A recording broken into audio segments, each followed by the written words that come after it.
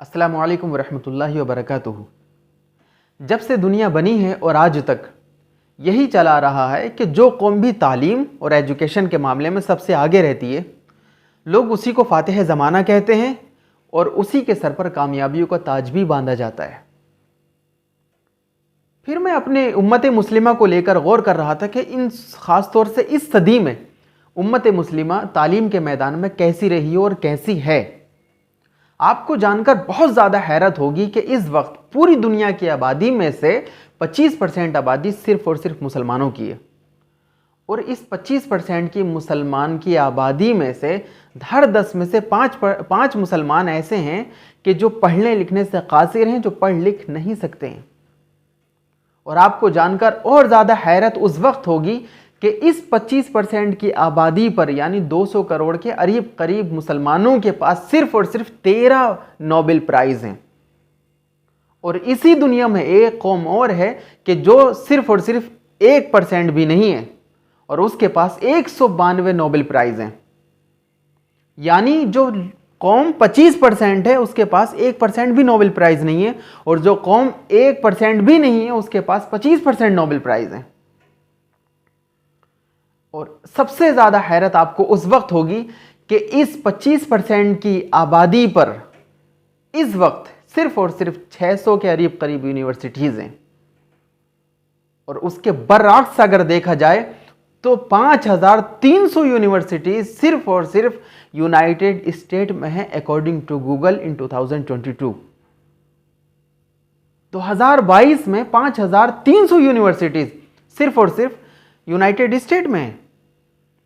کیسے ترقی کرے گی یہ قوم؟ کیسے یہ امت مسلمہ آگے بڑھے گی؟ فالٹ کہاں پر ہو رہا ہے؟ آپ اندازہ کریے اور سوچئے کہ ہم جس قرآن کے ماننے والے ہیں وہ اس قرآن کی پہلی آیت اترتی ہے اقرأ بسم ربک الذی خلق، کہ پڑھیے اپنے رب کے نام سے جس نے آپ کو پیدا کیا ہے، پڑھیے۔ پہلی آیت اترتی ہے اور وہ آیت بنیاد ہوتی ہے، اور یہ بات جان لیجئے کہ جس کی بنیاد کمزور رہتی ہے وہ کبھی بھی بلندیوں کو نہیں پا سکتا ہے۔ جس نبی کے ہم ماننے والے ہیں اس نبی کا قول ہے، وہ فرماتے ہیں طلب العلم فریضۃ علی کل مسلم، کہ علم کا حاصل کرنا ہر مسلمان مرد پر عورت پر، چاہے مرد ہو یا عورت ہو، سب پر فرض ہے۔ اور وہ امت مسلمہ کہ جس کی بنیاد ہی علم کے لیے پڑھی ہو، جس کی بنیاد ہی علمی طور پر پڑھی ہو، وہ اتنی کمزور ہے اور اس صدی میں جہالت کے تمام تر تنزلیوں میں جی رہی ہو۔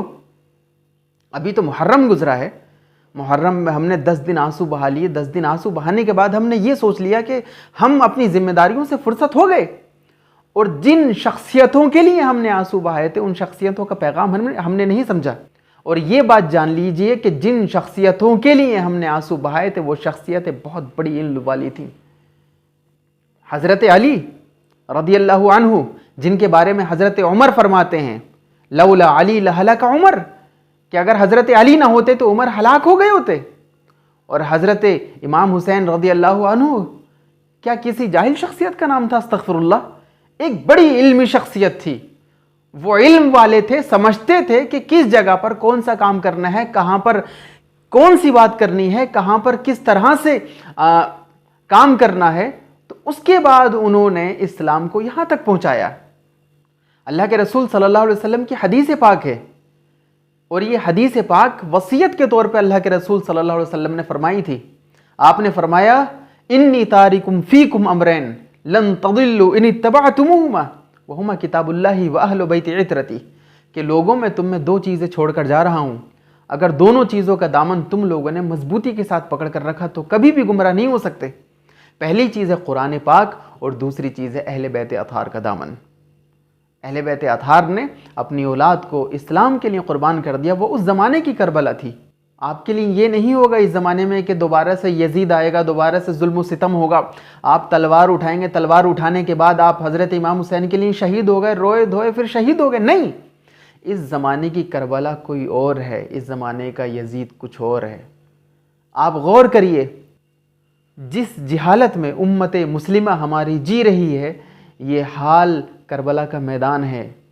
اور یہ جو جہالت جو ہے، یہ جہالت آج کے زمانے کا یزید ہے۔ اس یزید سے لڑنے کی ضرورت ہے ہمیں۔ آپ کو معلوم ہے کہ قرآن پاک میں شیطان کے بعد سب سے زیادہ اسی سے پناہ مانگی گئی ہے. قرآن پاک میں ہے اعوذ باللہ ان اکون من الجاہلین، کہ اللہ کی پناہ مانگتا ہوں میں اس چیز سے کہ میں جاہلوں میں سے ہو جاؤں، یعنی اللہ کی پناہ جہالت سے. اور یہ بات یاد رکھیے گا، اگر ہم قرآن پاک کی بنیاد کو اگر ہم نے پکڑا تبھی ہم کامیاب ہو سکتے ہیں. قرآن پاک کی بنیاد ہے علم، ایجوکیشن. علم اور ایجوکیشن کے بغیر ہم یہ لکھ لیجئے آپ کہ کبھی بھی کامیاب نہیں ہو سکتے ہیں. اللہ تعالیٰ سے دعا ہے کہ اللہ تعالیٰ ہم لوگوں کو خوب کامیاب فرمائے، دنیا میں بھی آخرت میں بھی. السلام علیکم ورحمۃ اللہ.